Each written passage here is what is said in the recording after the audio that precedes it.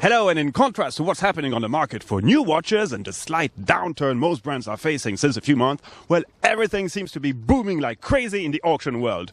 We showed you a sneak preview of the main lots before these auctions took place, but now let's talk about what really happened as the four main auction houses combined sales for almost $61.5 million over the last few days. And to be totally transparent, here's the split. So almost $33 million for Phillips in association with Bacs Russo. So just again confirming that this is the new hot kid on the block. Then almost $19 million for Christie's, 5.7 for Antiquorum, and slightly above $4 million for Sotheby's. Probably a bit of a disappointment there.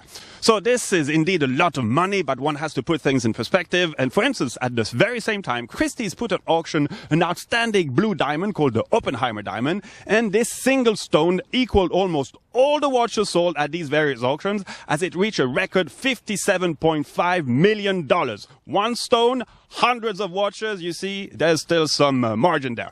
But this spring session of 2016 was particularly interesting because of one special sale driven by Phillips called Start, Stop and Reset and gathered 88 ancient or vintage wrist steel chronograph. Firstly, a record was broken for Rolex as the reference 4113 split seconds chronograph fetched an amazing $2.4 million, the highest price ever paid for a model of the brand with the crown.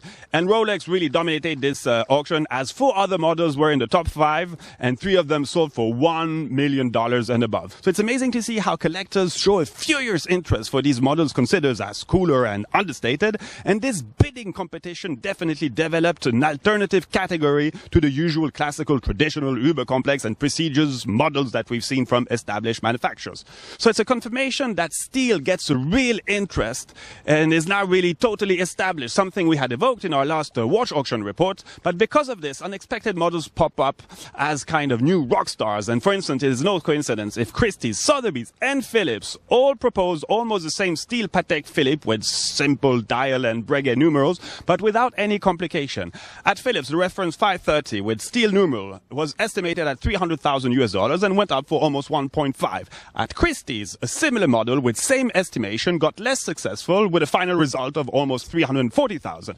And at Sotheby's, the numerals were in rose gold and probably had a way too super conservative estimate of 20,000 Swiss francs, but was finally sold for $330,000. So almost the same watch and quite some price differences. And one can say that the Phillips bidder showed incredible enthusiasm, and I'm sure that the talent of Mr. Bacs played a nice role in this. So one of the biggest surprise of these auctions was the stunning $226,000 reached by a gold Carrera Höjer that belonged to Swedish Formula One driver Ronnie Peterson. The fact that the watch was offered at the time by Jack Höjer himself and that the case back was engraved with a message remembering this gesture naturally influenced the price, but still, this is quite a hefty price for such a watch. So what does it hide?